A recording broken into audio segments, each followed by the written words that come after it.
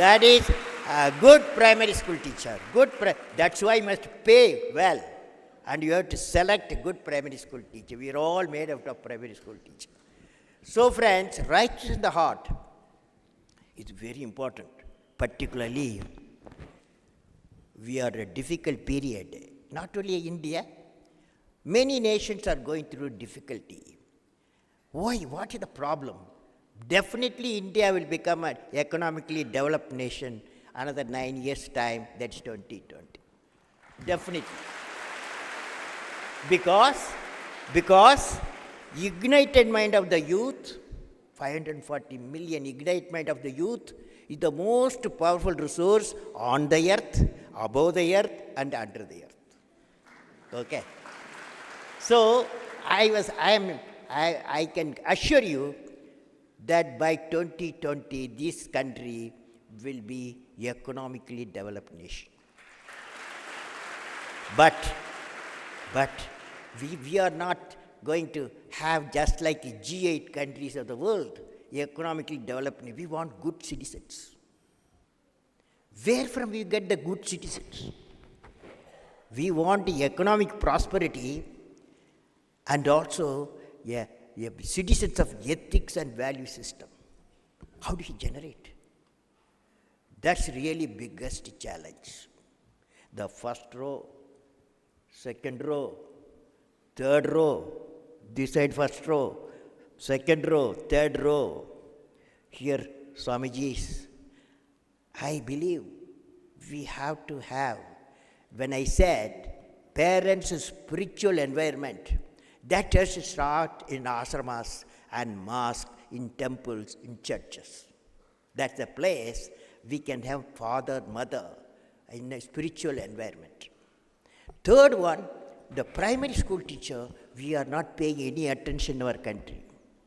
And they have to be, that's the kingpin of the education. Up to age 15, we need great teachers who love teaching. When the teacher walks, we must see the radiation of knowledge. When the teacher walks, we must see the radiation of purity of life. That is the great teacher. I had a teacher, Siva Subramani Iyer. He was my teacher. When I was a 10-year boy, 5th class teacher. When he comes to class, he's a British India, 1941. When he comes to our class, we are 60 students. We are welcoming the teacher coming because he is the embodiment of knowledge. He radiates knowledge. We welcome him to our class because he was radiating purity of life. He is a Gandhian, purity of life. So friends, now I am going to talk to you Swami Vivekananda's vision. With righteousness in the heart, I realize how the contribution of the youth in the past have continuously enriched the world of today in many fields. When I'm with you, I would like to recall the inspiring advice to you by Swami Vivekananda. There is no other advice I have seen. The inspiring advice to you by Swami Vivekananda for young people. How has all the knowledge in the world been gained but by concentration of the power of the mind? I will read again. How? I'm going to read again. How has all the knowledge in the world been gained by the concentration of the power of the mind? The world is ready to give up its secret. The world is ready to give up its secret if you only know how to knock, how to give it the necessary glow. The strength and force of the glow come through concentration. There is no limit to the power of the human mind. The more concentrated it is, the more power is brought to bear on the one point that is the secret. Swamiji gave a secret. Dear friends, this thought has indeed influenced my conscience. And I would suggest that the education system must develop this faith among our youth and the youth to practice this faith in all their actions. Friends, next one, the value system inculcated in the Ramakrishna ashram by Ramakrishna has created Swami Vivekananda Swami Vivekananda, with his knowledge and wisdom, has not only created the courageous minds, but he is responsible for creating world-class educational research institution in the period. And the power of association, the power of citing the example of meeting between. On November 23rd, 1898, I want to narrate you an incident. It was narrated to me when I visited a steel plant at Jamshedpur. On November 23rd, 1898, industrialist Jamsetji Tata and Swami Vivekananda were traveling in a ship from Tokyo to Chicago, USA. Swami Vivekananda asked Jamset Tata where he was heading, where that industrialist going. Jamset Tata said, I am going to buy a steel plant. I am going to buy the steel plant for India. Vivekananda advice to Tata was, that is Swami, the Jamsetji said, he is going to USA to get the steel plant know-how. For that, Swami Vivekananda said, dear Jamsetji, wherever you go, they will give you how to make a steel, how to fabricate the steel. Nobody will give you how to make the material. For that, you have to do research and development. And this advice he got in the ship. And when he went to USA, Jamsetji, exactly that happened. They said, we will tell you how to make steel, that you have to give you a plan of action. You put the material and come up, but we will not give you the know-how of materials. Then it stuck to Jamsetji. He started Indian Institute of Science in 1911. Indian Institute of Science, Bangalore, is born out of the idea. In a ship, he was traveling from Tokyo to Chicago, and Swamiji was traveling there, and the steel magnet was there, and the idea was sparked, and great institutions have come. So friends, from this we understand, certainly youth trained at Ramakrishna Ashrama will be transformed into enlightened citizens of the nation. My greetings to the Ramakrishna Ashrama at Belgaum. Belgaum is 500 kilometer EQ distance. You take Bombay, you take Bangalore, and another place. So 3 places for capital of this place, and also summer cap is a cap. Our whole the assembly it takes place here also.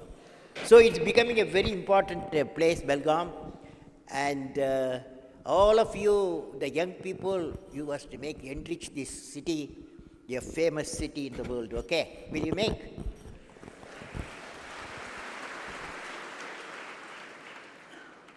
Now I'm going to tell you the latest thing. Dear young friends, on 18 January 2011, night around midnight, when I was reaching Amaravati from Nagpur, I stopped at the village called Mojiri, 120 kilometers from Nagpur by the midnight, but near Amaravati. I had a function there. There I went to the Guru Gunj Ashramam. It's called Guru Gunj Ashramam of Tukdoji Maharaj. This year is his birth centenary celebration. I met around 1,000 people in the midnight, youth and students in the midnight. The saint was a freedom fighter. He fought for freedom. And he took part in the Bhumidan movement pioneered by Acharya Sri Vinabhavji. He was responsible for recovering thousands of acres of land for the landless poor. He is regarded as a person worldwide who fought for human welfare and religious harmony. He was a poet and promoted integrity and righteousness in the society. What a beautiful message I got from his ashram. The message of integrity and righteousness is radiating in the peaceful environment of ashram. Suddenly one question came from a young student in the midnight. The young mind works always. In midnight it came. When I interacted with them, he asked me, sir, every day morning when I read the newspaper, always I am finding the news of corruption everywhere. One fellow caught me in the midnight. He says, when I read the newspaper always, I am finding the news of corruption everywhere. Parliament system is not working. And I am afraid where India is heading for. This question he asked me midnight. Okay. Would you like to answer any one of you? Eh? Would you like to answer any one of you? If you want, you can answer. Though, I'll give his email. Recently, friends, it's a very thoughtful question the boy asked. And it's a concern everywhere. And the spiritual environment, what we are today, has to answer such questions. And because after all, who are running the government, whether cabinet ministers or bureaucrats or industrialists, all are, they have born out of children. And the children, and finally they transform into a great engineer, great doctor, great Swamiji, great.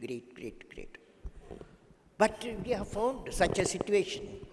And the young people, they are not finding a role model. If they stand in the parliament, they have to say, he is my role model, every child, every young people should say. Now, that problem this boy reflected on me in that ashramam, midnight ashramam. Now, I answered him, but proper answer I gave next day youth conference of 1.5 lakh people, student community. It's a youth meet at Amaravati. And January 15th, I addressed them. At that time, based on the midnight question, I thought of it, I wrote like this, okay?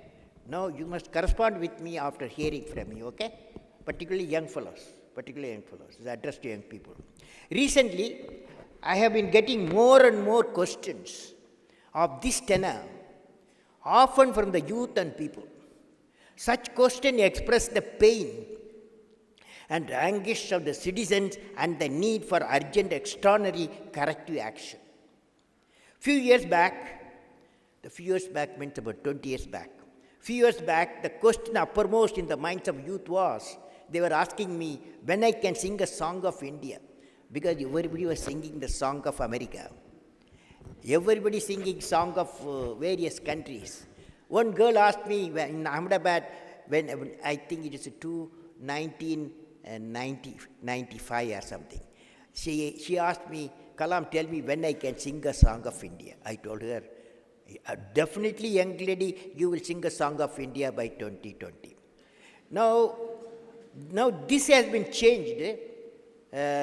Last few years, it changed. What can you do for making the India develop? What can I do? Young people started asking, what can I do for making India as a developed nation? They started asking this question. Now, the recent trend is, last 1 year trend is, the youth of 540 million people, they started saying, I can do it. Okay? The confidence I can. All of you repeat with me. All of you repeat with me. I can do it. We can do it. India will do it. Now, but what is happening today? This is the young mind working. I want to perform to my nation. But what is happening today in every cross-section of the society, such as youth, senior citizens, civil society leaders, thought leaders, political leaders, senior executives, judiciary, whom I meet, there's a sense of anguish, despair, and the concern for the deteriorating democratic values and values in the society, which are quite increasing day by day. Many thought leaders met me and shared their pain on the situation prevailing in the country, and felt if this simmering sense of anguish are allowed to continue, then we cannot prevent the people taking into serious multidimensional action. So youth today are disheartened. I am here to cheer you up. The right-thinking citizens are dismayed. The leadership across the country, irrespective of their profession or political affiliation, has to put the country, its development and its pride above their individualism. A cancer-like situation is engulfing the political, bureaucratic, judicial system of the country, which is harmful for the nation's growth. What a country needs today is a political chemotherapy at this critical level. People with the national spirit, leaders with impeccable track record in all walks of life, and ignited youth with bubbling aspiration to make the nation developed cannot be watching silently allow this situation to continue, which will hamper the progress of the country toward the vision of realizing the developed India before 2020. All the people who want to make this nation a developed country should unite at all levels, irrespective of political affiliation, bring back the governance in its track, and take this nation towards achieving the vision of Developed India 2020. The political leaders, irrespective of their party affiliations, have to have the courage to discuss these problems in Parliament, not silent Parliament, and state assemblies in all its dimensions, find a short-term and long-term measure to ensure that the country has top ranking in development rather than in corruption. Now today, a youth brigade assembled, all of you according to me a brigade, today youth brigade assembled here consists of college, university students and also school students. We will all take an oath because everyone belongs to a family. The youth brigade of the country can promote the corruption-free families, corruption-free, after all, if you see, we are a billion people. Billion people, you come back. You come back. A billion people live in 200 million houses, isn't it? Each house 5 people, father, mother, with 2 daughters, 1 son, or 2 sons, 1 daughter. Okay? So the 200 million houses, Chunjanagiri, I had a conference like this, 100,000 students. Chunjanagiri in Karnataka. Swamiji was there. There, I asked, the dais, Swamijis were there, reverends were there, reverend fathers, and Maulanas were there. All political leaders were there. I asked them, what is the percentage of houses God is not corrupt? What is the percentage of homes are corrupt out of 200 million homes? I asked them. They turned the other side. Okay.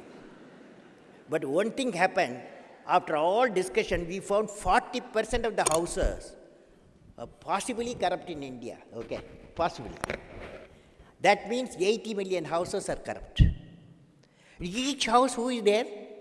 Each house who is there? There is 2 sons, 1 daughter, and 2 daughters, 1 son. Parents. Father, mother normally will it corrupt? No. Only father. Only father. Only father. You are saying.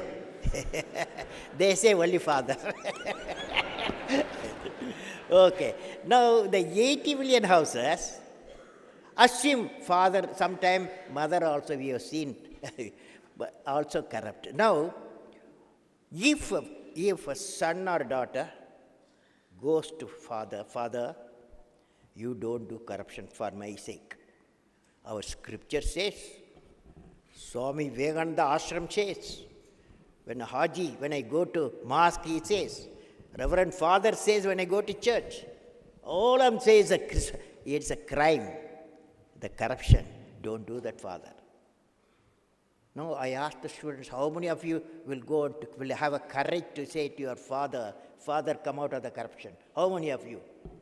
There was a pin drop silence. Hello? There was a pin drop silence. Nobody answered me. And then suddenly I found all the students got up. Yes, we'll do it. I didn't believe them. Then I turned to mother's side. Mother's also sitting. I asked mothers, if your daughter or son comes to you, if your husband unfortunately corrupt, what will you do? I asked. She, after a lot of thinking, she represents the whole womanhood. She said, you know, our sons and daughter has got a tool, a greatest tool. That's a love they have towards us and we have towards them. When they come and tell us, we are corrupt, father is corrupt, the home is corrupt, it's a great insult. We have to come out of it. How many of you will come out of it? How many of you? But you have courage to say to your parent if he is corrupt. How many of you? Okay, now I am leading you somewhere. So, will you repeat with me the following oath, all of you? Okay? Will you? I am the youth of the nation. Decide today onwards, I will ensure that my family is free from corruption. How many of you? How many of you? If you don't do that, I'll catch you. Okay. Now, second one, repeat with me. I will persuade my parents through the unique tool of love and affection to lead the righteous way of life in our family. I will, all of you, the whole dais, everybody, I will work with integrity and succeed with integrity. I can do it, we can do it, and India will do it. My national flag flies in my heart. I will make the nation great. Great. Thank you, friends.